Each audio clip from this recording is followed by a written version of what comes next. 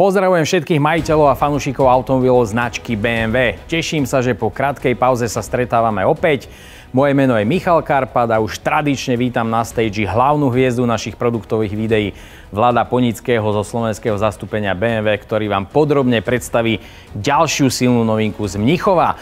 Rodina Radu 4 sa nám totiž rozrástla o tretieho člena s veľavravným prívlastkom Gran Coupé.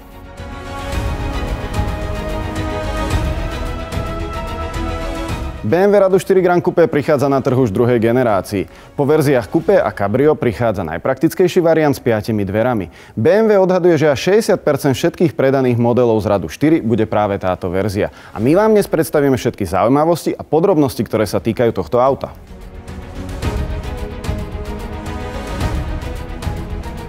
Jednou zaujímavosťou začnem hneď ja. Hovoríme síce o tretej karosárskej verzii, ale fyzicky stojí pred nami už 5. auto s rovnakým technickým základom, ak berieme do úvahy aj špičkové verzie M3 a M4, s ktorými Gran Coupé spája táto mega veľká maska s obrými obličkami. Od predného A-stĺpika už začína nový príbeh, ktorému malého predskokana robí mierne upravený predný nárazník. Bočná silueta nesie klasický rukopis 5-dverových kupé. Aj v druhej generácii si Gran Coupé zachováva bezrámové okná bočných dverí, no a absolútnou novinkou pre štvorkový rad sú zahladené kľúčky, ale výhradne len pre verziu Gran Coupé. Určite viete, v akej súvislosti, kvôli elektrickým verziám, ktoré sú veľmi citlivé na akýkoľvek aerodynamický odpor. Do dĺžky nám nové auto narastlo o 14 cm, rázvor sa natiahol o 4,6 cm v porovnaní s predošlou generáciou. Ja ešte pridám porovnanie s trojkou sedan. Rázvor štvorky Gran Coupé je dlhší o 5 mm a celková dĺžka narástla o 74 mm.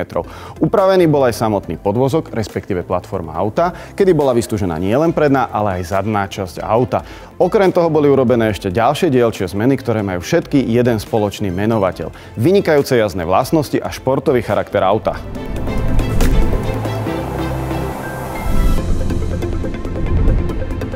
Máme tu teda také milé kombo, rázvor náprav plus minus identický so sedanom, ale podvozok vymazlený, vystúžený na úrovni dynamickejších súrodencov Radu 4. Poďme sa ale teraz pozrieť na techniku pod povrchom, pretože po modeli X3 tu máme ďalšieho príkladného nositeľa myšlienky Power of Choice, po slovensky sila výberu. Vlado, čo to znamená v tomto prípade? Áno, štvorka Gran Coupé sa hrdo hlási k tomuto heslu a ukazuje tak smerovanie značky BMW do budúcich rokov. Našou snahou je totižto vyrábať auta tak, aby sme rôzne systémy, respektíve druhy pohonu mali v tej istej karosérii. Zákazníci tak majú možnosť vybrať si ten systém pohonu, ktorý najviac vyhovuje ich požiadavkám. Aby bolo teda jasné, aj novú generáciu štvorky Gran Coupé si môžete objednať s benzínovými aj naftovými motormi, označovanými ako 20i, 30i, M40i, 20D a 30D, ale prvýkrát aj v kombinácii s elektrickým pohonom označovaným ako i4, no a to ičko v názve práve odkazuje na čisto elektrický pohon. Spaľovacie motory sme si prebrali vo videu štvorky Coupé, poďme sa teraz venovať elektrickým pohonom a rozdielom medzi nimi. BMW 4 využíva 5. generáciu elektrického pohonu od BMW, tak ako aj BMW iX. Kto má záujem dozvedieť sa viac o tejto generácii, môže si pozrieť video k modelu BMW iX3. Aktuálne máme dostupné dve verzie. Základom je BMW i4 eDrive 40, ktoré má hnanú zadnú nápravu a maximálny výkon 250 kW. Druhou verziou je i4 M50, ktorá má hnané obe nápravy a maximálny výkon 400 kW. Je dôležité zdôrazniť aj to, že práve pod týmto elektrickým vozidlom sa prvýkrát hrdo podpísala aj divízia M. Obe vozidlá majú rovnakú batériu, ktorá má netokapacitu 80,7 kWh. Čo sa týka dizajnových zmien, tak tie sú naozaj minimálne a sú len v prednej a zadnej časti vozidla a sú spojené s lepšou aerodynamikou. Praktické vlastnosti auta zostali nezmenené.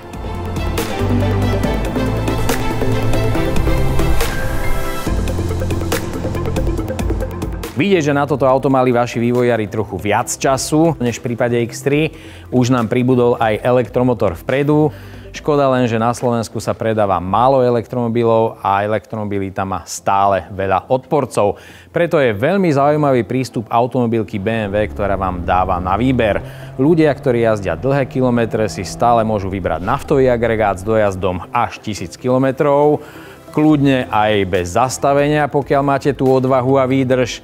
Koľko ale prejdem s tou 80 kWh batériou a ako dlho ju budem nabíjať?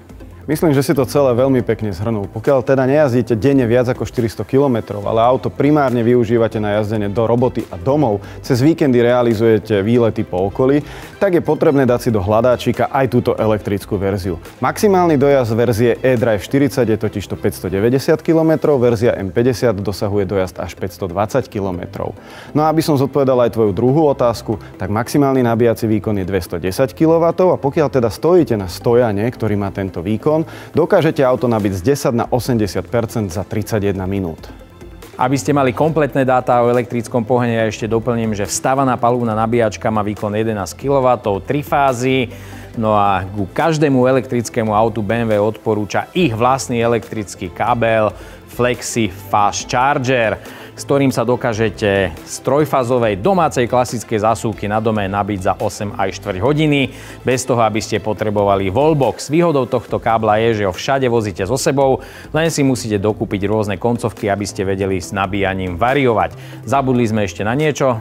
Nabíjací kábel, ktorý si ty spomínal, je sériovo dodávaný ku každej elektrickej i4.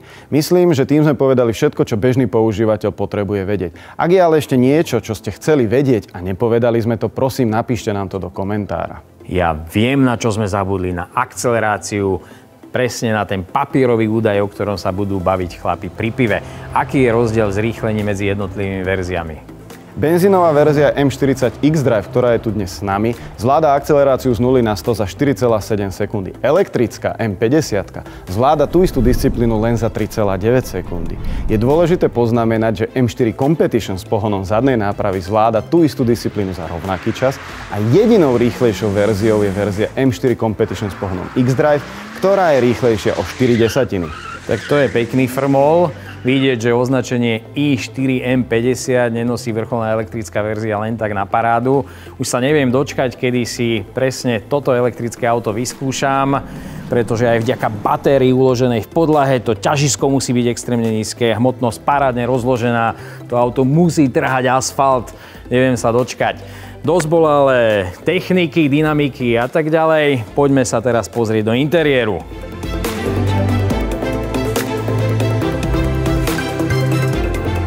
Vlado, a vieš, čo ma zaujíma najviac? Ako je to s priestorom a komfortom sedenia na zadných sedadlách, pretože 2 roky dozadu na posledný frankfurtský autosalon sme s kolegami cestovali v prvej generácii Grand Coupé a sedenie vzadu teda nebolo nič moc. Je to lepšie teraz? Veď si to poď vyskúšať. Som zvedavý, naozaj. Nastupovanie ako do športiaka, ale no, tak toto je citeľne lepšie v porovnaní s predchodcom. Naozaj tých 4,5 cm sa tu prejavilo. Pozrite sa, koľko miesta mám na kolená. Niekoľko centimetrov mi ostalo aj nad hlavou. Chválim sklon sedáka, operadla. Celkovo veľmi príjemná a komfortná poloha sedenia. A pochváliť BMW musím aj za výplne dverí, ktoré sú vydlabané maximálne ako sa dá. Čiže výrobca sa snaží využiť tú vnútornú šírku, aby ste si mohli pohodlne oprieť lakeť. Dokonca som sa dozvedel, že elektrická verzia má mierne vyššiu podlahu o 2,5 cm, ale to si podľa mňa bežný človek nemá šancu všimnúť. Oveľa zaujímavejšiu šachovú partiu rozohral elektrický pohon v kufri. Veľkosť batožinového priestoru sa na papieri nezmenila.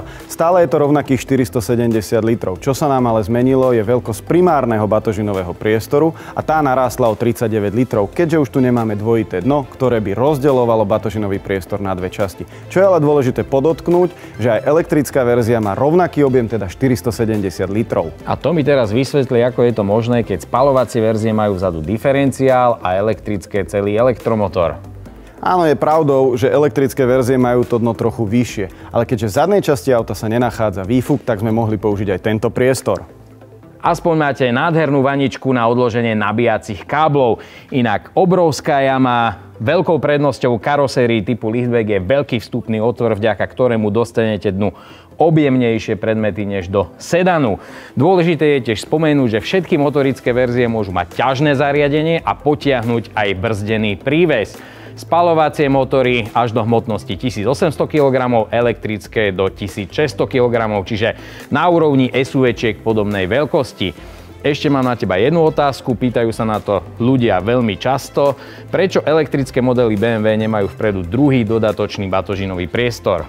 Je to z dôvodu zachovania špičkových jazdných vlastností. Keďže BMW je značka, ktorá je typická rozložením hmotnosti medzi prednú a zadnú nápravu oscilujúcu niekde okolo 50 na 50%, tak batožinový priestor, ktorý by sa nachádzal pod prednou kapotou, by bol pred prednou nápravou a to nejde dokopy so zachovaním špičkových jazdných vlastností.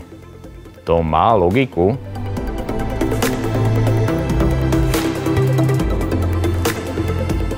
V prednej časti interiéru na prvý pohľad nič nové, všetko už poznáme.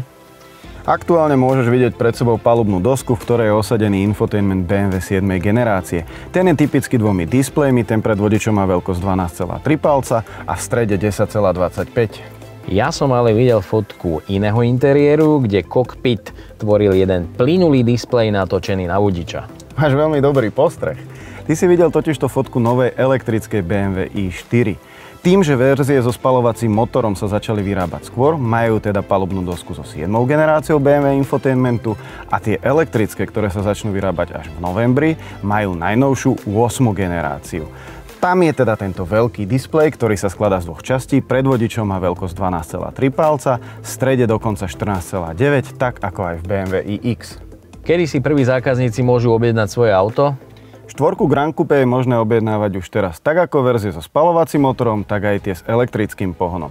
Začíname na cene 48 200 € za verzie so spaľovacím motorom a elektrické verzie začínajú na cene 56 900 €.